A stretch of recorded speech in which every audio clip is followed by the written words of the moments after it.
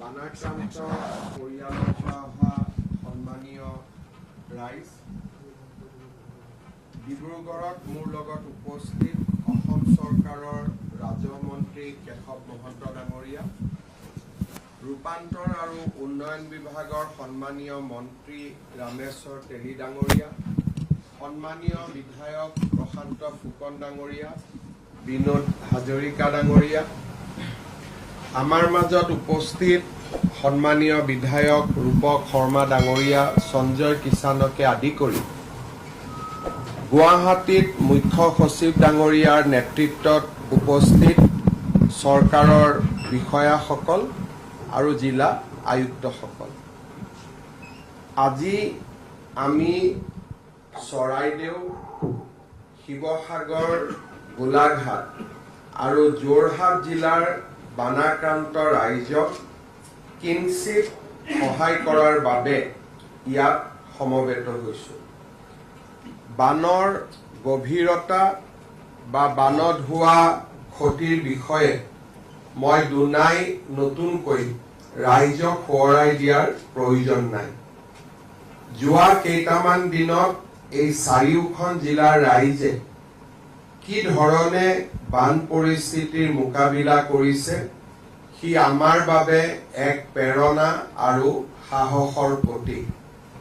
আজিৰ এই মুহূৰ্তত শিৱসাগৰ, চৰাইদেউ, গোলাঘাট আৰু যোৰহাট জিলাৰ ৰাইজৰ মই আকৌ এবাৰ ধন্যবাদ জনাম যে আপোনালোকে যি সাহসেৰে সৈতে এই বানক সন্মুখীন হৈছে, নিকট আত্মীয়জনক হেৰুৱাৰ পিছতো আপোনালোকে যি ধৰণে ইজনে সিজনক সহায় কৰাৰ প্ৰচেষ্টা কৰিছে আৰু আমাৰ চাৰিওখন জিলাকে স্বাভাৱিক অৱস্থালৈ ঘূৰাই অনাৰ বাবে আপোনালোকে যি প্ৰয়াস আৰু প্ৰচেষ্টা কৰিছে, ই সদায় আমাৰ বাবে প্ৰেৰণা আৰু সাহসৰ উৎস হৈ ৰব।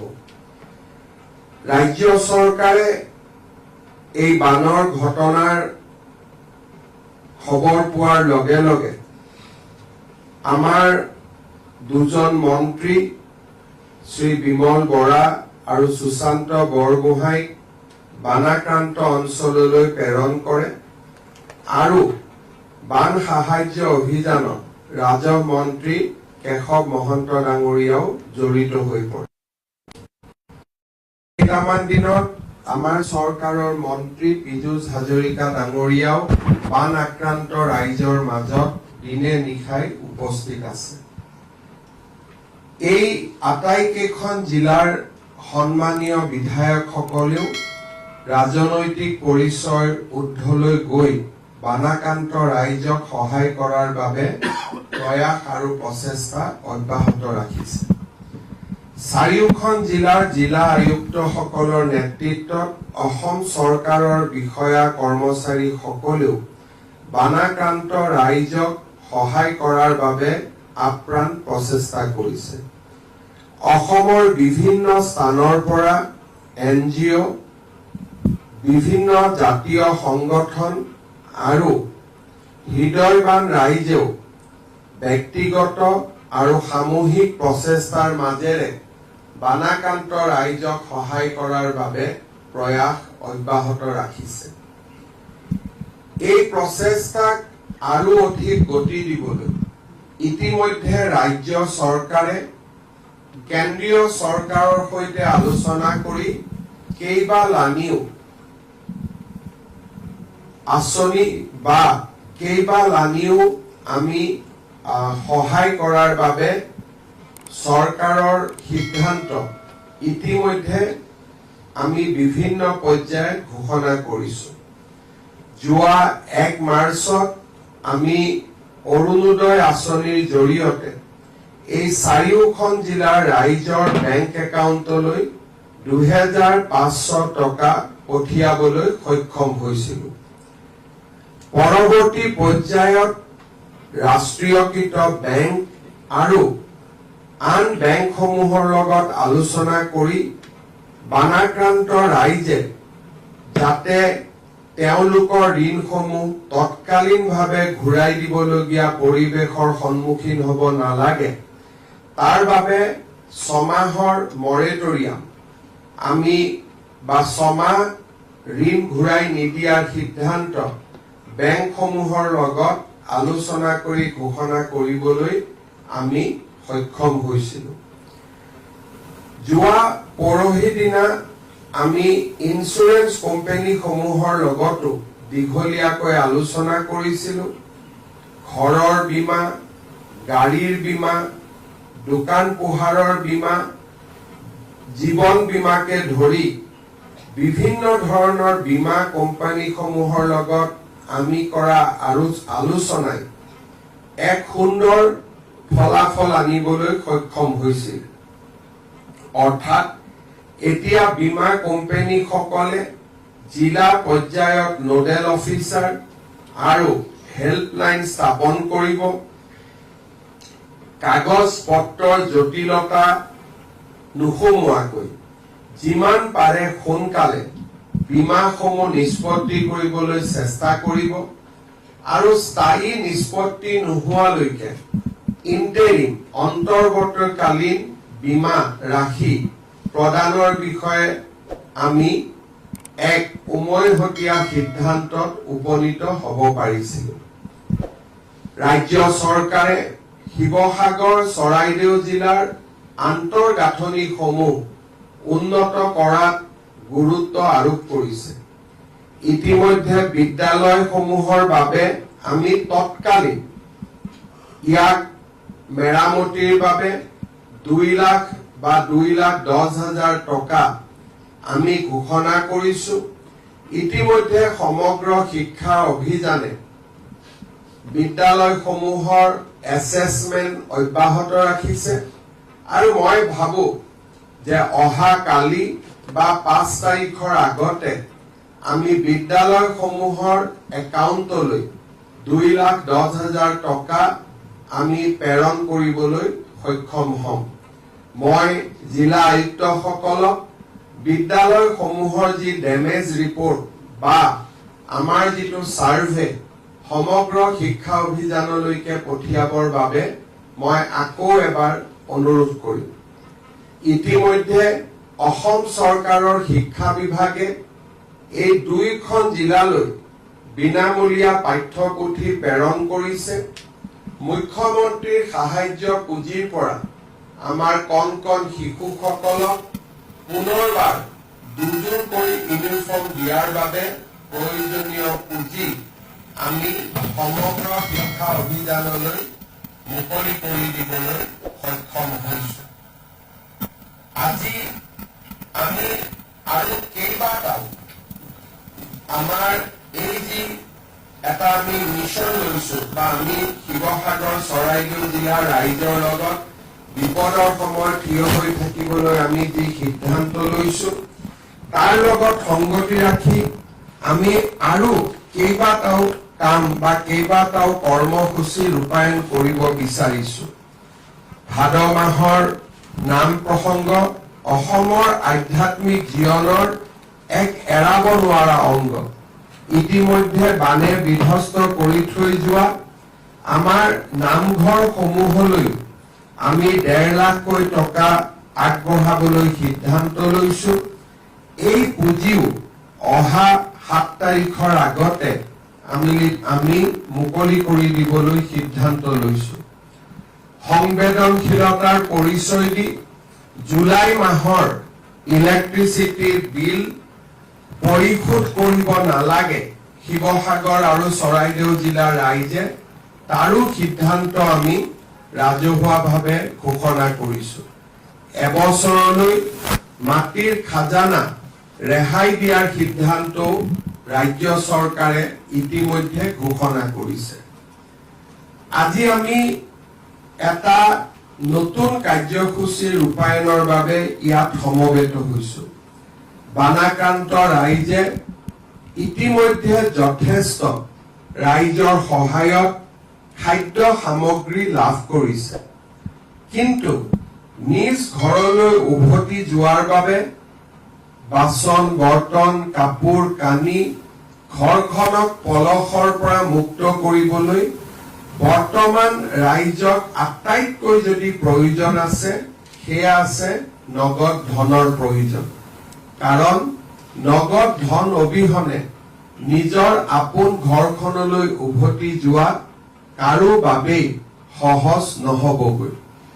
ৰাইজৰ প্ৰয়োজনীয়তাক স্বীকৃতি দি আজি আমি খন্তেক সময় আগতে প্ৰতিটো বানাক্ৰান্ত পৰিয়াললৈ 15,000 টকাৰ সন্মান ৰাখি আমি আগবঢ়াইছো।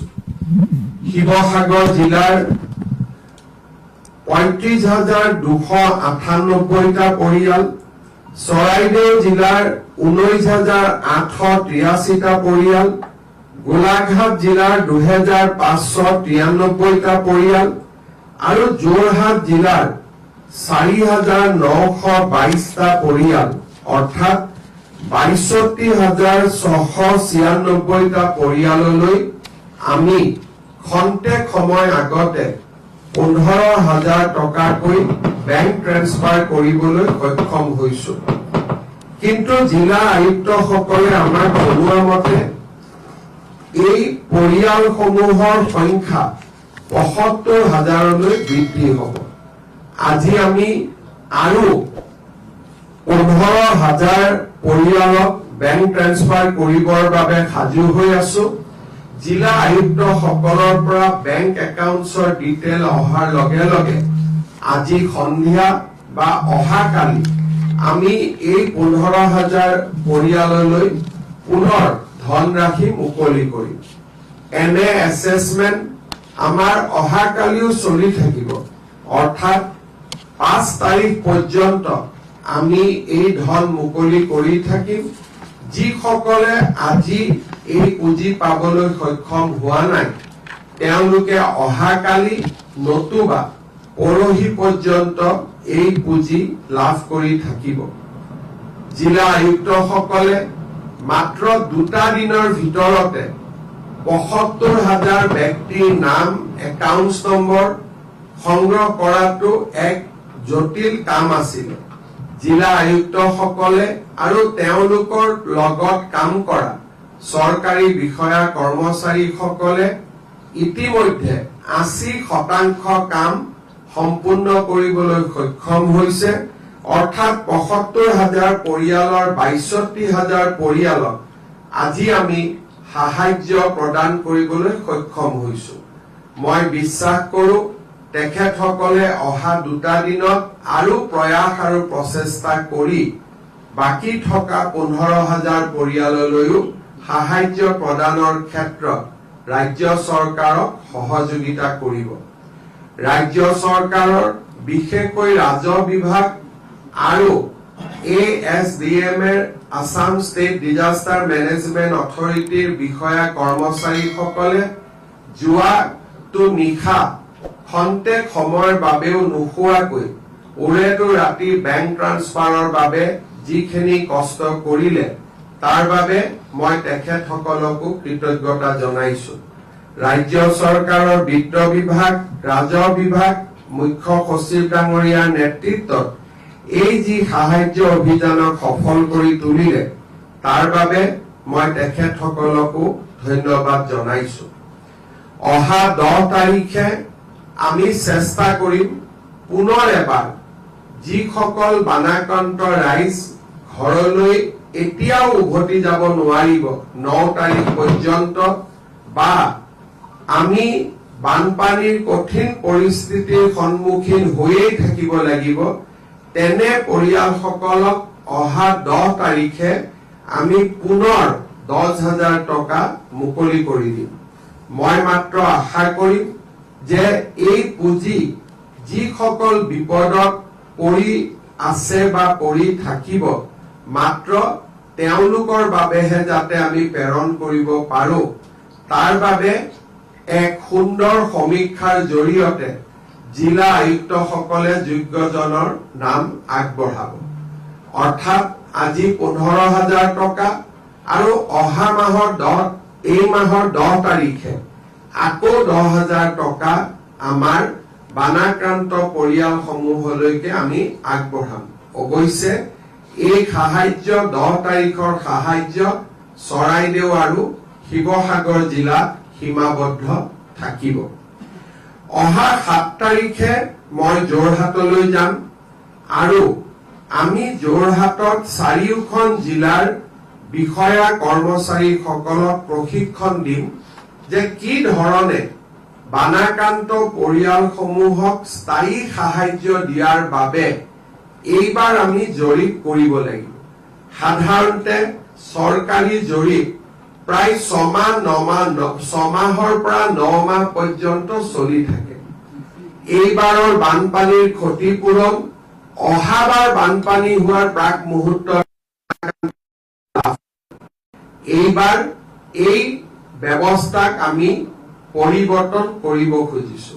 কাৰণ আজি যি সমীক্ষা পোৱা যাব সেই সমীক্ষা 3 মাহ পিছত পোৱা নাযাব। ক্ষয়ক্ষতিৰ বুজ লোৱাৰ এই হৈছে আটাইতকৈ উপযুক্ত সময়।